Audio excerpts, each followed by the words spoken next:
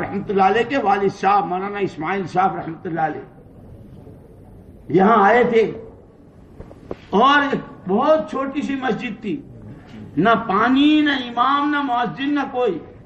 یہاں پڑھ گئے، خود ہی پانی لاتے تھے، وضو کرتے تھے، خود ہی اذان کہتے تھے، خود ہی نماز پڑھتے. ایک دن خیال آیا کہ بھائی وہاں گاؤں میں تھا تو وہاں تو 27 درجے میری جماعت سے نماز ہوتی تھی، اب یہاں تو اکیلا ہو گیا. تو وہ سڑک اکبر روڈ جو ہے وہاں جا کر کے بیٹھ گئے مولانا اسماعیل صاحب رحمۃ اللہ. 4 آدمی جا رہے تھے. اے بھائی کہاں کے ہو، کون ہو؟ اجی ہم تو میوات کے ہیں. کیسے، کہاں جا رہے ہو؟ ارے میوات میں بہت قحط سالی ہے، بہت لوگ بھوکے مرے ہیں، بچے بھوکے ہیں، مزدوری کی تلاش کو آئے ہیں. تو اگر میرے یہاں مزدوری مل جائے، کام مل جائے. ان کے جو ہمیں تو کام کرنا. چلو مولانا اسماعیل صاحب رحمۃ اللہ علیہ ان کو لے کر یہاں آئے. وہ تو کچھ بھی نہیں جانتے. پانی مولانا اسماعیل صاحب رحمۃ اللہ علیہ نے بھرا، ان کو وضو کرائی اور نماز کے لیے کہا جیسا میں کروں ویسا کریو، میں کھڑا رہوں تو کھڑے رہیو. اس طرح نماز پڑھائی. نماز کے بعد پھر 2 آنے دیے. اجی یہ کیا ہے؟ ہم نے ابھی تک کوئی کام تو آپ کا کیا نہیں. مولانا اسماعیل صاحب رحمۃ اللہ علیہ نے فرمایا کہ آج تم نے وہ کام کیا ہے کہ کئی دنوں سے میری نماز اکیلے کی نماز تھی، آج تمہاری برکت سے میری نماز جماعت کی 27 گنا ہو گئی. یہ عمومی جشن وہاں سے شروع ہوا ہے. اور پھر مولانا محمد الیاس صاحب رحمۃ اللہ علیہ جس طرح اپنا سارا گھر قرآنوں نے سنائی ہے، کس طرح آہیں بھرتے تھے اور کس طرح راتوں کو روتے تھے، اور جو کچھ اپنا تھا سارا کس طرح لگایا تھا کہ مولانا یوسف صاحب رحمۃ اللہ علیہ، مولانا انعام الحسن صاحب رحمۃ اللہ علیہ چھوٹے چھوٹے تھے، ان کو لائے تھے تانلے سے.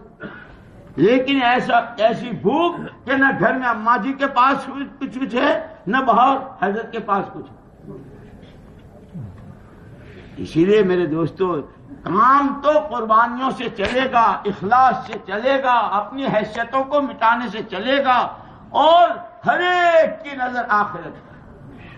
پھر ان کو جو اللہ کے خزانوں سے ملے گا وہ ایسا ملے گا. اسی لیے کہتے ہیں جو پائپ لائن ہوتا ہے نا، پائپ لائن آدھے کا نل بھی ہوتا ہے، 5 انچی ہوتا ہے، آدھے انچی ہوتا ہے، 1.5 انچی ہوتا ہے، اور وہ بڑے بڑے پائپ جس میں آدمی پورا کھڑا ہو جاتا ہے، ہوتا ہے نا گٹر وغیرہ جو بنتے ہیں.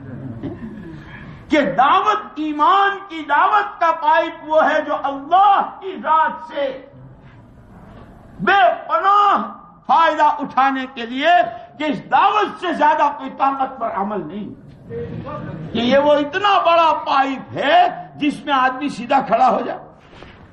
کہ اس راستے سے جب دعوت کے کام کو اپنا کام بناتا ہے اور اپنی اصلاح کی نیت ہو، اپنی تربیت ہو رہی ہو، اپنا اللہ کی ذات سے تعلق بڑھ رہا ہو، اپنی قبر کا فکر ہو کہ کتنوں کو میں نے دفن کیا، مجھے بھی تو دفن ہونا ہے، کتنوں کے جنازے اٹھائے، میرا بھی تو اٹھے گا، میرا کیا ہوگا. اسی لیے اللہ جزائے خیر دے. وہ جو فضائل میں اور فضائل صدقات میں جو واقعات ہیں کہ کیسا آدمی تھا، بہت عیش و تیش کا، لیکن اللہ کو ہدایت دینی تھی کہ خواب میں دکھا دیا. اللہ پاک کبھی کسی کو کسی مجمع میں پہنچا کر، کسی تعلیم میں بٹھا کر، کسی جماعت سے ملاقات کرا کر، جس کو ہدایت دینی ہوتی ہے اسباب اللہ بناتے. کہ مالک بن دینار کو ہدایت دینی تھی، ان سے کام لینا تھا کہ خواب دیکھ رہے ہیں، خواب میں اژدہا دیکھ رہے ہیں، چٹیل میدان ہے، وہ اس کا پیچھا کر رہا ہے. پڑھا ہوگا آپ لوگوں نے، میں اس کی تفصیل میں نہیں جاتا، کہ اس راستے سے اللہ ہدایت دے رہے ہیں. ڈاکو ہیں، روز ڈاکہ ڈالتے ہیں، اللہ کو کام لینا ہے. کہ برابر میں ایک آدمی تہجد کے لیے اٹھا ہوا ہے برابر کے مکان میں، اور یہ رسی سے چل رہے ہیں ڈاکہ ڈالنے کے لیے آدھی رات، اور ان کے کان میں آیت پڑ رہی ہے الم یأن للذین آمنوا الم یأن للذین آمنوا ان تخشع قلوبہم لذکر اللہ. ایمان کے دعوے دار ہو، ابھی تمہارے لیے وہ گھڑی نہیں آئی کہ تمہارے اندر میں خوف خدا پیدا ہو، کان میں آیت کیا پڑھنی تھی، آدھے راستے سے نیچے آئے ہیں اور یوں کہتے ہوئے گھر گئے ہاں آ گیا، ہاں آ گیا، میرے لیے وقت آ گیا. گھر گئے ہیں، غسل کیا ہے، توبہ کی ہے، اللہ نے دین کا کام لیا. معمولی محنت نہیں ہے. اللہ مولانا الیاس صاحب رحمۃ اللہ علیہ کے قبر کو نور سے منور فرمائے. سچ فرمایا اور سچ فرمایا. خدا کرے ہم اس محنت کو سمجھیں. اللہ نے مجھ کو قرن اول کا ہیرا دیا، لیکن ہیرے کا مطلب یہ کہ ہیرا لے کے پھرتے رہو کہ وہ تو رگڑا رگڑی ہوتی ہے، جتنا رگڑے کھاتا ہے اتنی چمک ہوتی ہے،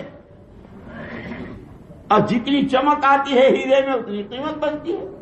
لیکن عجیب بات ہے، وہ ہیرا جس پتھر پر رگڑے کھاتا ہے نا، پارس کہتے ہیں اس کو، وہ تو وہیں کا وہیں رہتا ہے، اس کی قیمت نہیں بڑھتی.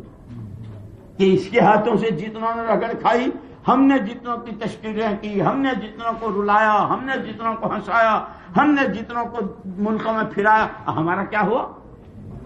کہ ہمارا تو جب ہوگا جب ہم خود راہ خدا میں چلیں گے، جب خود ہم گشتیں کریں گے، ہم تعلیمیں کریں گے، ہم اللہ کا نام لیں گے، ہم تنہائیوں میں اپنی خطاؤں پہ، اپنے قصوروں پر روئیں گے.